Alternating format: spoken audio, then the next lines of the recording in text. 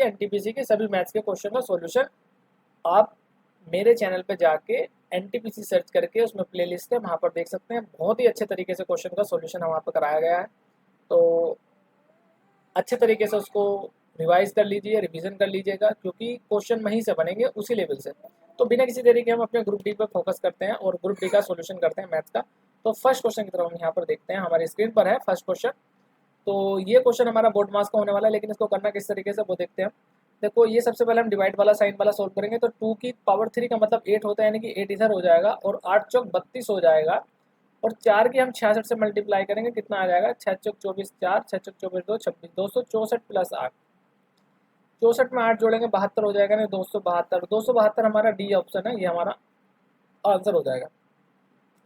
Next question की तरफ चलते हैं। तो जैसे कि मैं आपको बता दूं, ये ग्रुप डी के सभी जो है हम शिफ्ट कवर कराने की कोशिश करेंगे। उसमें मैथ्स का सॉल्यूशन तो आपको पता ही है, दमदार और ज़बरदस्त होने वाला है। उसके लिए लाइक और शेयर सब्सक्राइब करते रहिएगा। तो सेकंड क्वेश्चन जो है ये है हमारी स्क्रीन पर, ये हमारा 1 प्लस कोस है और अपॉन साइन है। इसको हम क्या करेंगे, देखो साइन ए और कोस ए जब वैल्यू हो तो हम वैल्यू रखेंगे 90 या 0। तो कोशिश करेंगे हम क्या नीचे क्या बन जाए, नीचे क्या बन जाए, 1 बन जाए। 1 बनने के लिए हमारा क्या होगा, 90 रखेंगे, 90 रखेंगे 0 हो जाएगा, खत्म हो जाएगा 1।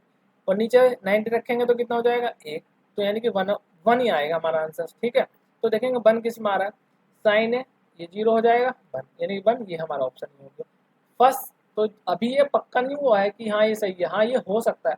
और ऑप्शन चेक करेंगे, देखो यहाँ पे 0 बन रहा है, किसी न किसी की वैल्यू यहाँ पे 0 आ जाएगी, 0 आ जाएगी तो 0 बन गया, तो 0 का वैल्यू ये नहीं हो सकता, 0 वैल्यू ये नहीं हो सकता, ये 0 बनना फिर आगे ये नहीं हो सकता। तो केवल हमारा यही हो सकता है। दूसरी चीज़ क्या है इसे करने के लिए, जो डिटेल मेथड है मैं उसको बता देता हूँ पहले। 1 प्लस कितना है, कोस ए, कोस ए अपॉन साइन ए। तो इसमें हम क्या करेंगे, साइन ए से मल्टीप्लाई करेंगे ऊपर नीचे, और जैसे हम साइन, वैसे तो यार ये 10th में 10th का क्वेश्चन है, आइडेंटिटीज ये दोनों साथ आते हैं, इसका पूछता है या तो ये पूछता है, इसका पूछता है तो ये आता है। इस तरीके से आपको पता होना चाहिए, बहुत ही मतलब घिसा पिटा क्वेश्चन है, कई बार आ चुका है एग्जाम में। और ये 10th लेवल में जाओगे आइडेंटिटीज में, आइडेंटिटीज वाले चैप्टर में ट्रिगोनोमेट्रिक है, वहाँ पे आपको मिलेगा। इन इसकी मल्टीप्लाई करेंगे तो नीचे साइन स्क्वायर आ जाएगा, ऊपर कितना आएगा 1 प्लस कोस है। तो साइन है, साइन स्क्वायर है, साइन स्क्वायर है। तो अब इसको हम क्या लिख सकते हैं, साइन स्क्वायर को 1 माइनस के कोस है, क्या लिख सकते हैं 1 माइनस के कोस स्क्वायर, यानी कि 1 प्लस कोस है मल्टीप्लाई साइन है। थोड़ा लेट चल रहा है ये जो है हमारा, थोड़ा पेन टैप लेट चल रहा है। तो जब हम इसको लिखेंगे, देखो मैं यहाँ पे आपको बता देता हूँ इसको क्या लिखने वाला हूँ मैं। 1 माइनस के कोस स्क्वायर है, इसको कोस स्क्वायर को लिखूंगा मैं 1 प्लस कोस है, और क्या लिखूंगा 1 माइनस के साइन है, सॉरी 1 माइनस के कोस है इसको। ठीक है, ये चीज़ लिखूंगा। तो अब मैंने यहाँ पे लिखा 1 प्लस कोस है, तो आपको तो पता ही है कट जाएगा 1 माइनस के कोस है। कैसे क्या कटेगा, ये कटेगा, इससे ये कटेगा, तो साइन है अपॉन कोस है हमारा माइनस के बच जाएगा। कौन सा था, यही है। ठीक है, तो ये हमारा आंसर है। सेकंड क्वेश्चन देखेंगे। थर्ड क्वेश्चन हमारा क्या है, देखो थर्ड क्वेश्चन में जाहिर सी बात है कि क्वेश्चन सबसे पहले पढ़ेंगे हम, और इसमें करना क्या है वो चीज़ हमें सबसे पहले देखनी होगी। और मैं आपको चाहता हूँ कि देखो इसमें कुछ है नहीं वैसे क्वेश्चन में कि बहुत ही ज़्यादा इसमें समय लगाना पड़े, एनर्जी वाला क्वेश्चन है, लेकिन फिर भी मैं जो एक आपके अंदर एक डेवलप करना चाहता हूँ कि मैथ्स का जो रिवीजन है, या हम क्वेश्चन को किस तरीके से, बड़ा क्वेश्चन अगर ये होता उसको हम कैसे तोड़ रहे होते, उसको किस तरीके से हम आंसर ला रहे होते, वो ज़्यादा इंपॉर्टेंट है। तो इसी चीज़ में छोटे छोटे क्वेश्चन मैं आपको बताऊंगा, वो सीखते रहिए। और जब बड़ा क्वेश्चन आएगा कभी इस तरीके से नहीं हो पाता तो आप अपने मेरे वाले तरीके से कीजिएगा, जो कि मैं यहाँ पर मेंशन करने वाला हूँ। सबसे पहले क्या है, पीक टाइम सरचार्ज सहित टैक्सी का किराया इतने रुपये हो जाता है, मतलब कि वो सरचार्ज के बाद इतने रुपये हो जाता है। तो सरचार्ज भी है, तो सरचार्ज के बिना दे राशि कितनी है, मतलब कि 18%। ये प्रॉफिट एंड लॉस वाला भी बन सकता है कि 18% प्रॉफिट के बाद किसी वस्तु को 531 में बेचा जाता है, तो उसका क्रय मूल्य ज्ञात कीजिए। बस ये वाला क्वेश्चन है, समझ रहे हो आप। तो मेरी यहाँ वैल्यू रखूंगा एक्स, ठीक है, यानी कि मेरा कितना हो जाएगा 118 रुपये।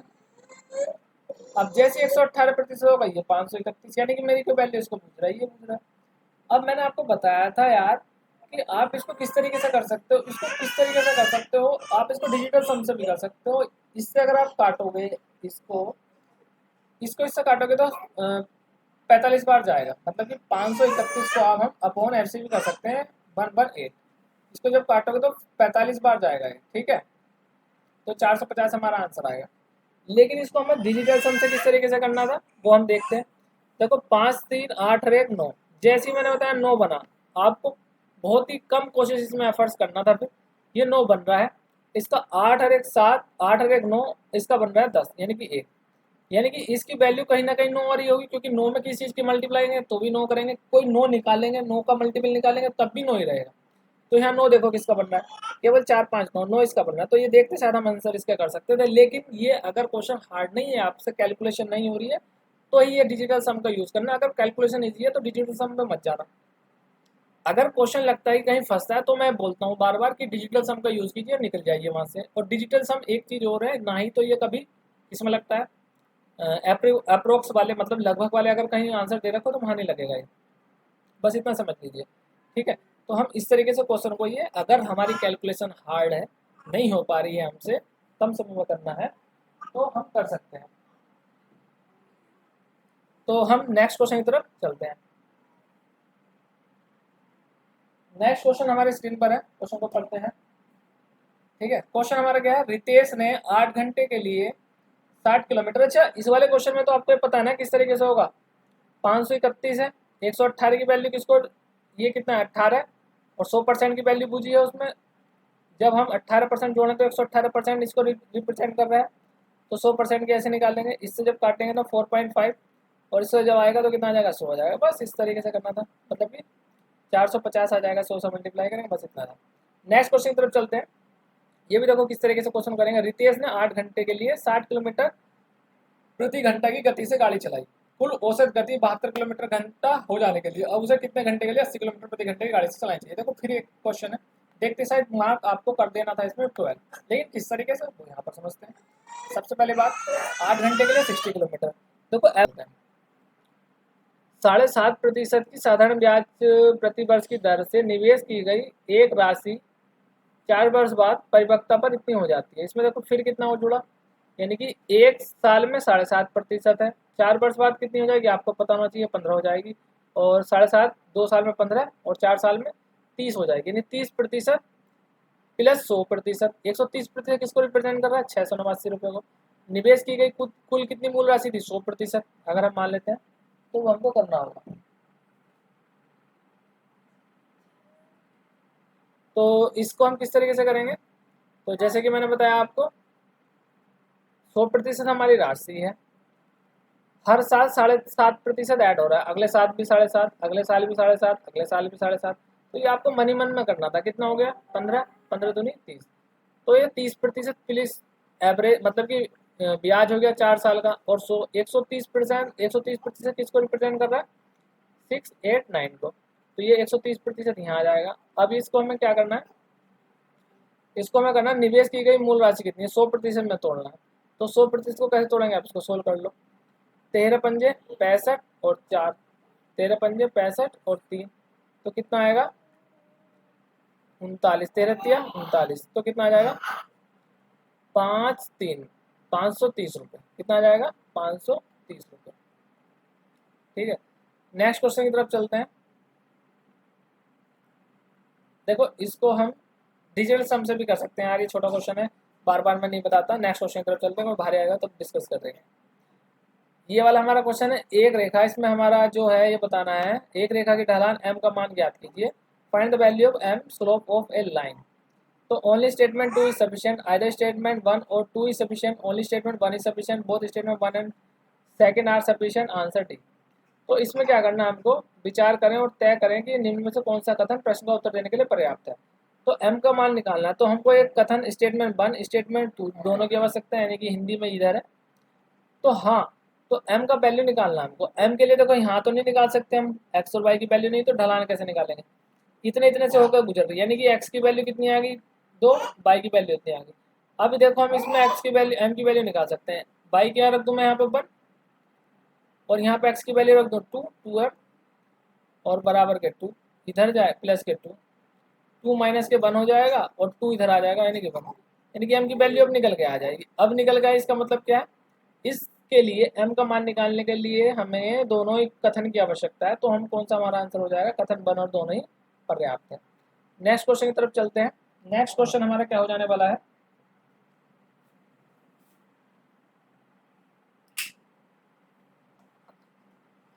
क्वेश्चन हमारी स्क्रीन पर है, पढ़ेंगे। लैपटॉप डाउन हो गया है, इसका मैं प्लग लगा देता हूँ, एक सेकंड बस।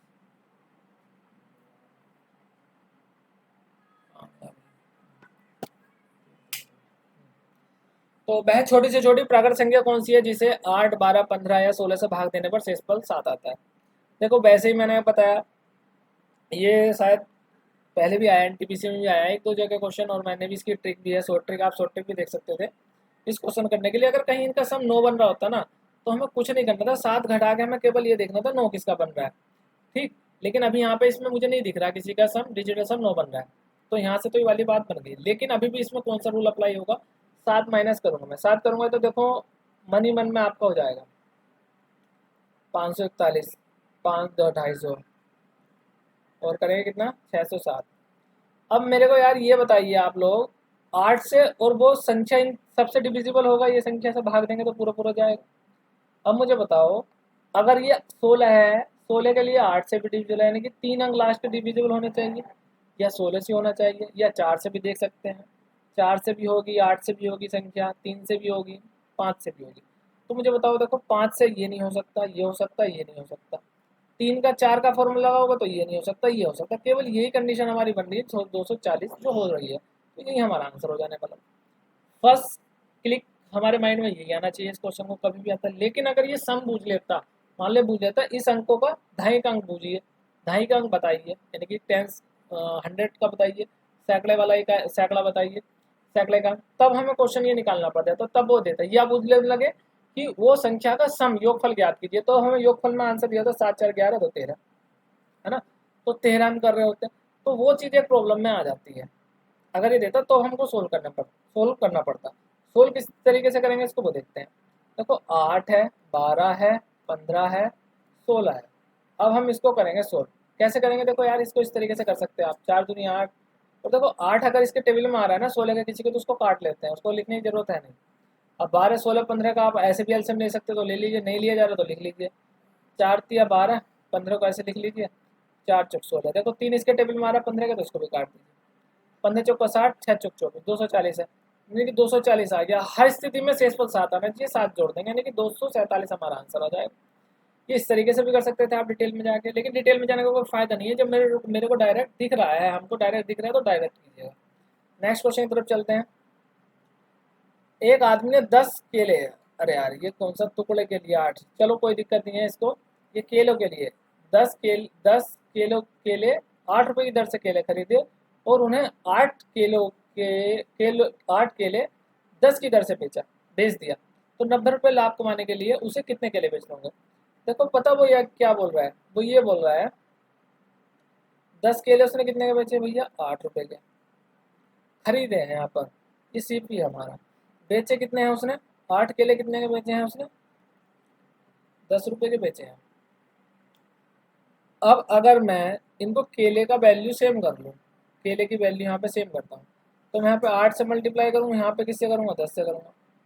इसका मतलब ये है मेरा यहाँ पे कितना बन जाएगा, 80 बन जाएगा, यहाँ पे भी कितना बन जाएगा, 80 बन जाएगा, यानी कि मैंने यहाँ पर 8 से मल्टीप्लाई करी, तो मैं इधर भी 8 से मल्टीप्लाई करूँगा, तो मेरा कितना बनेगा, 64 रुपये।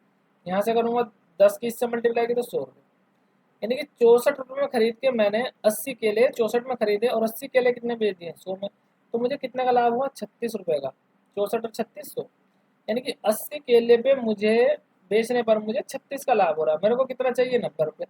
तो दो तरीके हैं आपको, एक यहाँ करोगे 1 रुपये की कितना होगा, 80/36, 90 की वैल्यू निकाले, 90 से मल्टीप्लाई कर दीजिए, तो 9 चौक 36 हो जाएगा, यहाँ पे और 4 दूनी 8, और ये 20 दूनी 10 की करेंगे 200 केले, तो 200 केले इस तरीके से आ जाएगा। आप ऐसे भी कर सकते हो 80 केले 36, 36 को हम कितने से बनाना है, 90 बनाना है, तो 5/2 से मल्टीप्लाई करेंगे, 2 18 पंजे 90, 18 देखो 2 से करेंगे 36 को 18, 18 पंजे 90, ऐसे भी कर सकते थे आप। तो यहाँ पे भी 2/5 है, लेकिन वो उतना जाने की जरूरत नहीं है। जब हमें दिख रहा है कि 36 एक की वैल्यू निकाल लो, 90 की वैल्यू निकाल लो, तो कुछ इसमें सवाल में था ही नहीं कुछ इस तरीके से कि हम ज़्यादा डिटेल में जाएँ। नेक्स्ट क्वेश्चन है, अभी तक तो कोई चैलेंजिंग नहीं लगा और कोई ऐसा भी नहीं लगा कि सोचते कि वास्तव में बच सकते थे, डायरेक्टली हम इसको क्वेश्चन को कर पा रहे हैं। एक त्रिभुज ABC में यदि AB बराबर के AC है, बना लेते हैं त्रिभुज AB, AB एंड C। कोण C की माप कितनी है? 75। AB बराबर है किसके? BC के, यानी कि ये वाला एंगल, इसके सामने वाला ये और इसके सामने वाला ये बराबर होगा। ये 75 है तो ये भी 75 होगा भैया। 75 75 150 हो गया। ये कितना हो जाएगा? 30 हो जाएगा। क्यों? क्योंकि ये सम जो होता है तीन एंगल का, किसी भी ट्राइंगल के 3 एंगल, जो तीनों एंगल का सम होता है 180 होता है, सभी को पता है। नेक्स्ट क्वेश्चन की तरफ चलेंगे। पाइप ए है, इनलेट पाइप मतलब कि भरने वाला पाइप है, जो एक खाली टंकी को इतने घंटे में भर सकता है, तो यानी कि 27.8.7। और पाइप बी एक भरी हुई टंकी को 5.8 में खाली कर सकता है। चलो ये खाली करने वाला हो गया। जब टंकी भर दी जाती है तो पाइप एक एक करके एक एक घंटे के लिए खोल दिए जाते हैं। अच्छा भैया देखो ध्यान रखना, एक एक घंटे के लिए बारी बारी से खोले जा रहे हैं। तो जो पाइप बी से शुरू होता है, मतलब बी से स्टार्टिंग कर रहे हैं, पहले सबसे पहले बी को खोला जाता है, तो टंकी को खाली होने में कितना समय लगेगा? चलो देखो ये है सबसे पहली बात। मुझे अगर ये समझ में नहीं आ रहा है तो सबसे पहले मैं देखूंगा कि मैं इसको किस संख्या से काट सकता हूँ। अब मुझे दिख रहा है कि 29 दूनी 58 होते हैं, और 29 ये कितने होते हैं?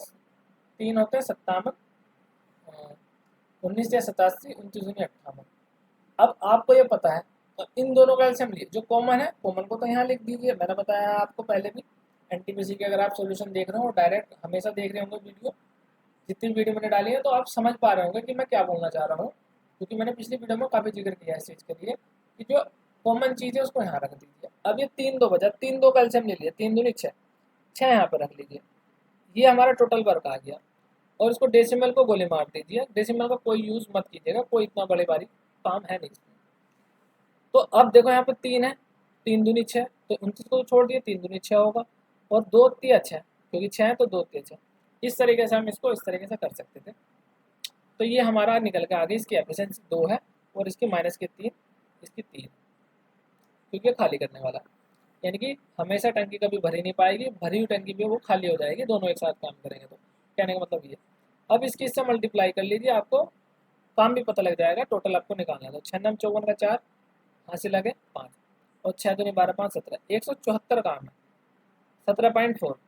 अगर आप पॉइंट में भी लेना चाहते हो, नहीं मानते हो, तो यहाँ पे आया 17.4। अब बताओ, पहले 3 काम करा, खाली कर दिया, दोनों काम किया, भर दिया, यानी कि 2 घंटे में कितना काम हो रहा? एक खाली हो रहा है। 2 घंटे में कितना काम हो रहा? 2 घंटे में कितना काम हो रहा है? एक खाली हो रहा है। तो 15 साइकिल, यानी कि 30 घंटे में कितना काम होगा? 15 खाली होगा, 15 दूनी 30, यानी कि 30 घंटों में 15 खाली होगा। 15 खाली होगा तो कितना बच जाएगा? 0 4 है, तो यानी कि 2.4 बच जाएगा। कितना बचेगा? 2.4। बारी किसकी होगी? क्योंकि हमें 2 से 3 से कम ही कम लेना था इतना। तो बारी अब की बार 30 घंटे तो पूरे पूरे होगा। 30 घंटे के आसपास हमारा ये ऑप्शन हो सकता है, ये भी हो सकता है क्योंकि ज़्यादा है, ये भी हो सकता है, सभी हो सकते हैं ये ऑप्शन। तो अभी हमें 2.4 खाली करना है, कितने समय में? 3 में। तो 2.4 3 आवर, डेसिमल हटाएंगे 0, ये आवर की बात चलिए मिनटों में कन्वर्ट करेंगे, 0 से 0 कट गया, 3 दूनी 6 और 24 दूनी 48, यानी कि 48 मिनट, यानी कि 30 घंटे 48 मिनट हमारा आंसर आ जाएगा टंकी को खाली करने में। नेक्स्ट क्वेश्चन की तरफ चलते हैं। 4 वर्ष बाद एक माँ की आयु अपनी पुत्री की आयु की 2 गुनी है। एक मिनट भाइयों,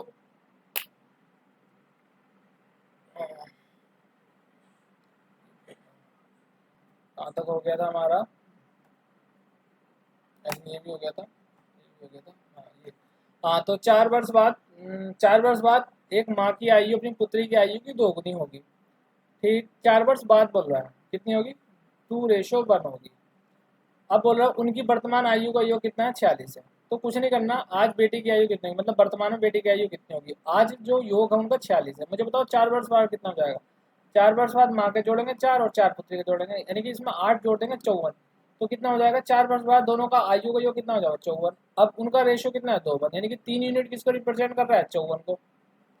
1 यूनिट किसको करेगा 18 को, यानी कि ये कितनी हो जाएगी 36, ये हो जाएगी 18। बुझी किसकी है बेटी की। ये 4 वर्ष बाद क्या आयु, जिसमें से 4 घटा देंगे कितने आ जाएंगे 14, 14 यानी कि वर्तमान आयु कितनी हो जाएगी हमारी पुत्री की हो जाएगी 14 वर्ष। नेक्स्ट क्वेश्चन की तरफ चलते हैं। देखो इसमें से घटाएंगे हम, ये इसके बाद डेसिमल के बाद 4 जीरो है, इसके डेसिमल के बाद 0, तो 5 में से हाँ ये बड़ी संख्या ये है, तो यूनिट डिजिट 5 आएगा, कितना आएगा 5। देखो केवल केवल इसमें नहीं, इसमें नहीं, इसमें नहीं, इसमें नहीं है, यही हमारा आंसर हो जाएगा। बाकी सोल्व कर सकते हो, पूरा कर लो, उसमें कोई नहीं है यार, एडिशन और सब्ट्रैक्शन ही है, ज़्यादा कुछ है नहीं। अमित और पंकज के पास इतने रुपए हैं, कुल मिलाकर कितने हैं, कुल मिलाकर कितने हैं 1080 रुपये हैं।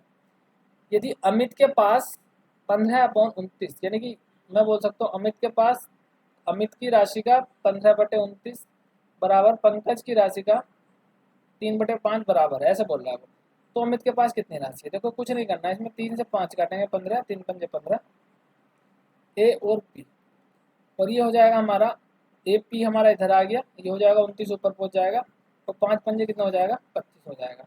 यानी कि ये दोनों को रेशो हम जोड़ सकते हैं। इन दोनों को अगर ऐड करेंगे तो कितना हो जाएगा 9 5 14 का 4 हासिल आएगा 1 और 2 54, यानी कि 54 यूनिट किसको रिप्रेजेंट कर रहा है 1080 को। 54 दूनी कितना होगा 108, 20 होगा, 1 यूनिट 20 को रिप्रेजेंट कर रही है, अमित का भुजा है, तो 29 दूनी कितना हो जाएगा 58, 580 रुपये, किसका ऑप्शन है ए, केवल यही ऑप्शन है, ये हमारा आंसर हो जाएगा। नेक्स्ट क्वेश्चन की तरफ चलते हैं। नीचे दी गई संख्याओं में से किसका एक परिमेय वर्गमूल होगा, मतलब परिमेय वर्गमूल किसका होगा ये बताना। अपरिमेय सॉरी कितना होगा अपरिमेय। देखो अपरिमेय के लिए हमको पता है, सभी को पता है यार, इसमें देखो अगर आप निकालने लग गए क्वेश्चन को तो ये क्वेश्चन ही नहीं होगा, मतलब क्वेश्चन में अगर आप सोचने लगे सबका एक 1 बाय 1 निकालेंगे तो नहीं होगा। मैं इसकी 2 ट्रिक बताता हूँ आपको, लेकिन इसमें जो कामयाब है एक ट्रिक वो कौन सी है मैं बता देता हूँ। कभी भी यूनिट डिजिट जो है किसी भी वर्ग का 2 8 नहीं आता।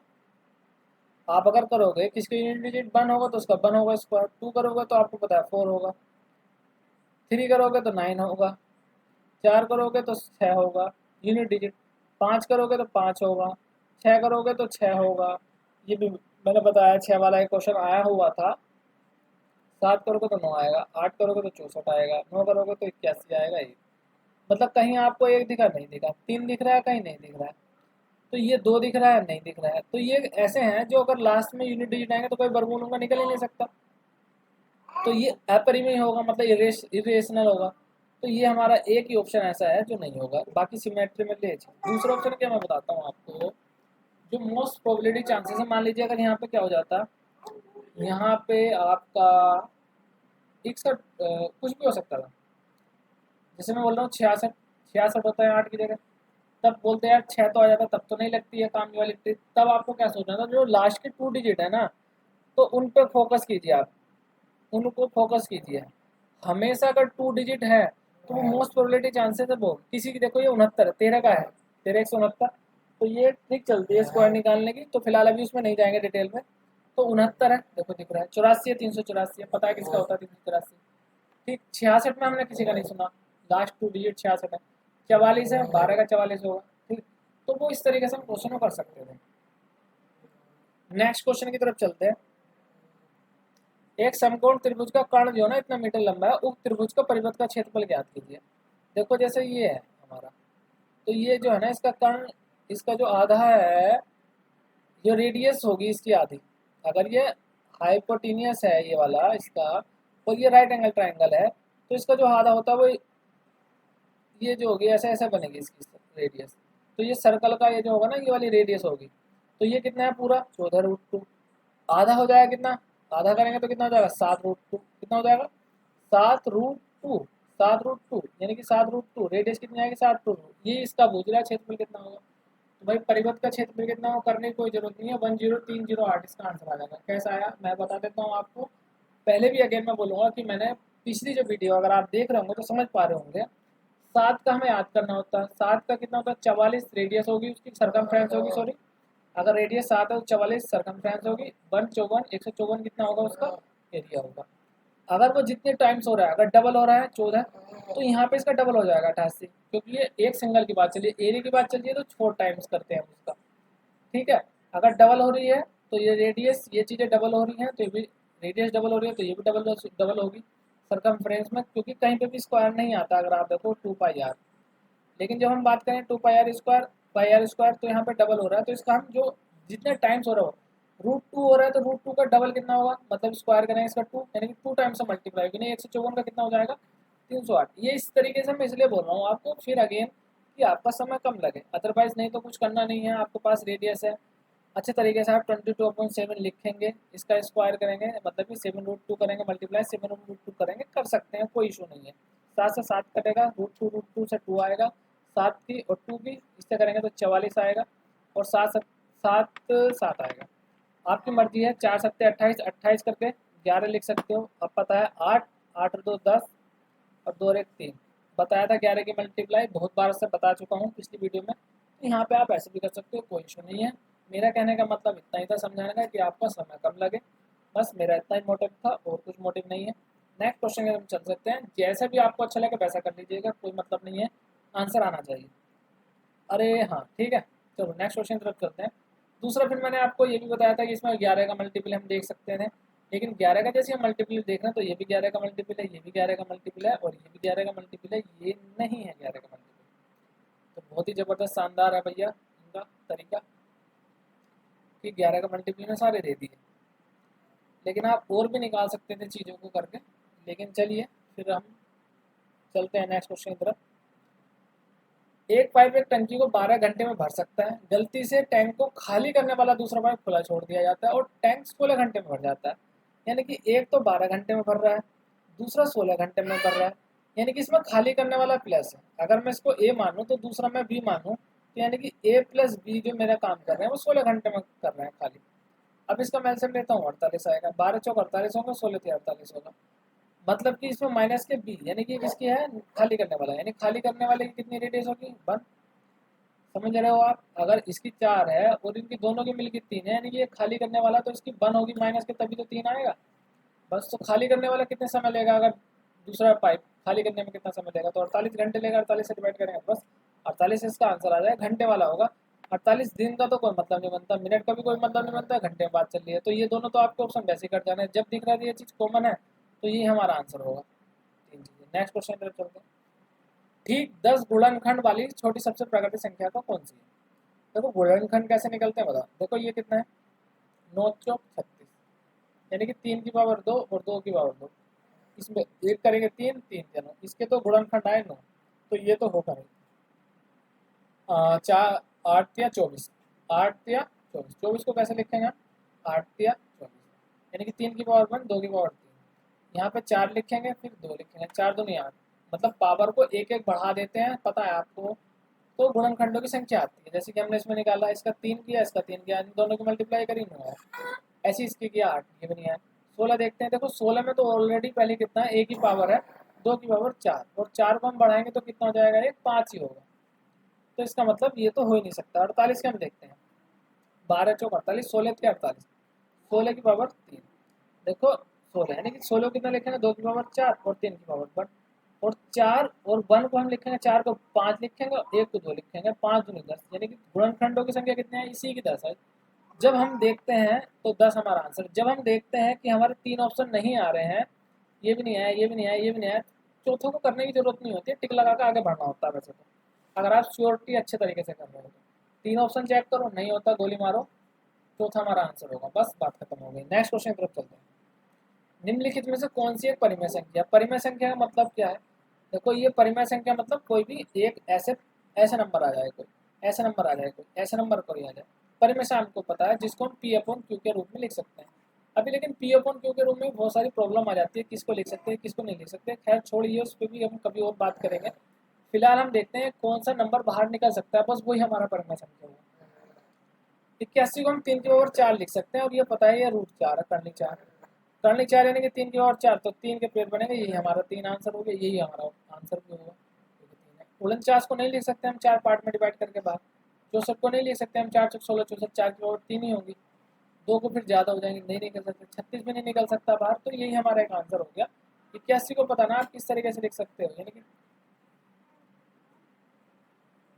3 3 3 3, और ये 4 है। ये जितना यहाँ होता है उतने पेयर हमको बनाने होते हैं। देखो 4 बन गए तो ये बाहर आ जाएगा 1 1 3।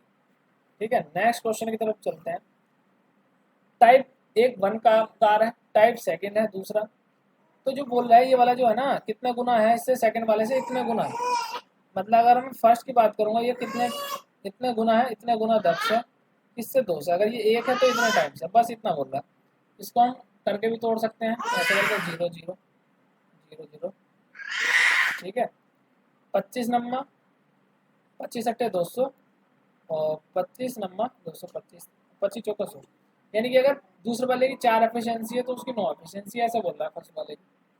तो कह रहा है टाइप 1 के 30 कर्मचारी किसी काम को 6.4 दिनों में कर सकते हैं। तो अब हम इसको समझेंगे, मतलब कि एक बंदे की एफिशिएंसी, एक कर्मचारी कितनी एफिशिएंसी है, 9। काम कितने कर रहे हैं, 30 कर्मचारी, तो 30 की एफिशिएंसी ये होगा। टोटल कितने दिन में काम कर रहे हैं, 6.4 में। ये उसने पूछा किस काम को कर रहे हैं, एक दिन को। बस ये पूरा काम आ गया टोटल।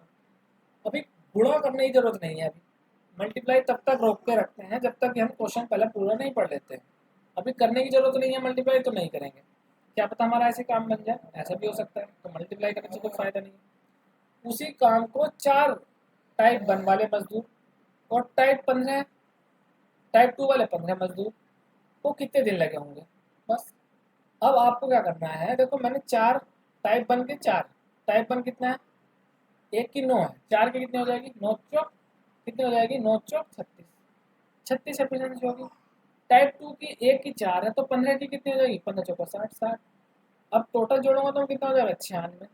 यानी कि 96 एफिशिएंसी वाले कितने दिन में काम करेंगे, ये पूछ रहा है। एक ही काम है दोनों में, बस। अब हम सोल्व कर देंगे, आंसर हो जाएगा। इस जीरो से हम ये डेसिमल उड़ा सकते हैं।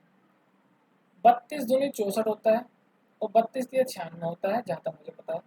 और 3 से 3 कट जाएगा, और 9 दूनी 18 आएगा। यानी एक्स की वैल्यू हमारी 18 आ जाएगी, और 18 आंसर भी दे रखा है। बस इसमें इतना करना था, और इसमें कुछ था नहीं। नेक्स्ट क्वेश्चन की तरफ हम चलते हैं। दूसरा क्या है, इसमें भी आप देख रहे होंगे, अगर आप देख पा रहे होंगे, इसमें 9 का मल्टीप्लाई है, तो कितने भी कर लेना 9 ही आएगा। यहाँ पे नहीं आ रहा है 6, 9 6 15, 6 आ रहा है, तो यहाँ किसी की वैल्यू 9 ही होगी थी।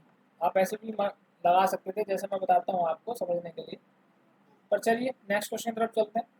पाइप ए एक टैंक को भरने में 4 घंटे का समय लेता है, और पाइप बी उसी टैंक को भर जाने पर खाली करने में 6, मतलब ये बी खाली करने वाला है। ये 4 ले रहा है भैया, ये 6 ले रहा है। ये ए है, ये बी है, खाली करने वाला है। 12 एलसीएम आ गया। दोनों पाइप को एक साथ खोल दिया जाता है तो टंकी को भरने में कितना घंटे लगेंगे, 4 तिया 12, 6 दूनी 12, 12 ही लगेंगे भाई। देखो ये है, ये खाली करने वाला है, चूंकि दोनों की एफिशिएंसी कितनी होगी, एक ही। दोनों एक साथ काम करेंगे तो एक ही एफिशिएंसी होगी। दोनों को मिलकर तो 12 घंटे क्या जाएगा, समझ पा रहे हो आप।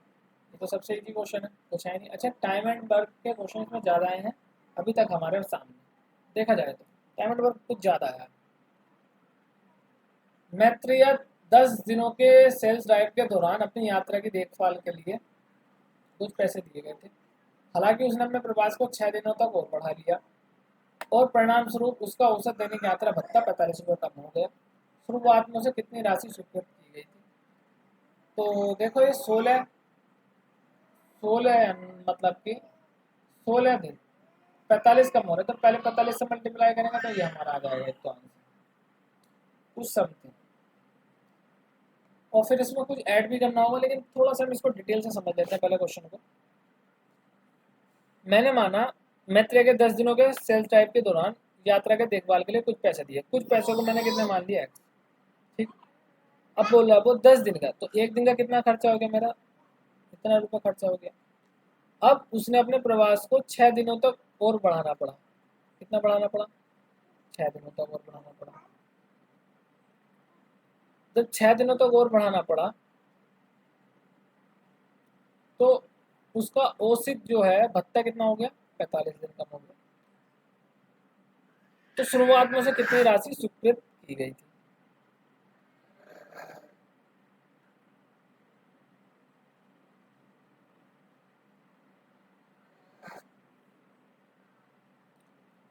तो इसको तो चाहे तो आप डायरेक्ट भी कर सकते हो, कोई इतना डिटेल में जाने की जरूरत भी नहीं है। जैसे कि मैंने बताया कि 16 राशि 16, पहले तो हम ये लिखेंगे 16 45, मतलब कि 45 कम हो रहे हो, 45 दैनिक वित्त औसत दैनिक आते हैं 45 से, मतलब कि अगर 16 दिन की बात करें तो 16 के हिसाब से 15 45 रुपये कम हो गया, यानी कि 16 की मल्टीप्लाई करें कितना आएगा, 16 पंजे 80, 8, 16 चौको 64 और 8 72, यानी कि 720 रुपये हमारे टोटल जो है उसके उसमें डिफरेंस आया। किस कारण? 6 दिनों के बढ़ जाने के कारण। तो उसका दैनिक भत्ते 45 रुपये कम हो गया, मतलब औसत जो जितने रुपये मिले थे उससे कम हो गया। अब ये बोल रहा है तो ये कितना है, बस ये 6x एक दिन का इतना है और 6x, यानी कि 6x किसको रिप्रेजेंट करेंगे, 10 को, और ये कितना हो जाएगा 12 6 72, 12 120, और x की वैल्यू कितनी आ जाएगी 10, 12। ऐसे भी कर सकते थे हम इसको, डिटेल में किस तरीके से करना है वो भी हम कर, अभी हम देख लेते हैं किस तरीके से इसको कर सकते हैं।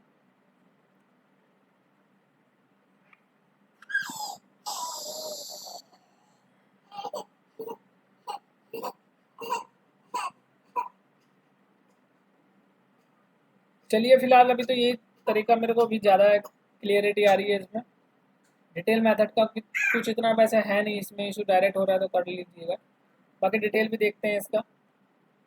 चलिए नेक्स्ट क्वेश्चन की तरफ चलते हैं। फिलहाल 64 लोगों को एक घर बनाने में 17 दिन लगे, 44 लोगों को द्वारा 96 दिनों में कार्य को कितना भाग पूरा किया जा सकता है, मतलब 64 जो व्यक्ति हैं 77 दिन लग रहे हैं, डब्ल्यू ये तो आपको पता ही है किस तरीके से करना। तो 44 व्यक्तियों को 96 दिन को कितना भाग पूरा हो जाएगा, देखो कितना भाग, ये देखो कितना कर रहा है एक पार्ट, मुझे पता कि एक्स पार्ट ये कर रहा है, मुझे नहीं पता, मुझे बस एक्स की वैल्यू निकालनी है यहाँ पे, बस हमारा आंसर आ जाएगा। तो 11 7 77, 11 चौक 44, यहाँ से हम काटेंगे 16, 16 6 96। अच्छा एक्स में इधर लेके जाऊंगा इधर, क्योंकि इधर 7 है और 7 इधर ले आऊंगा तो 6/7, 6/7 मेरा आंसर होगा, क्योंकि इतना पार्ट मेरा होगा बस 6/7।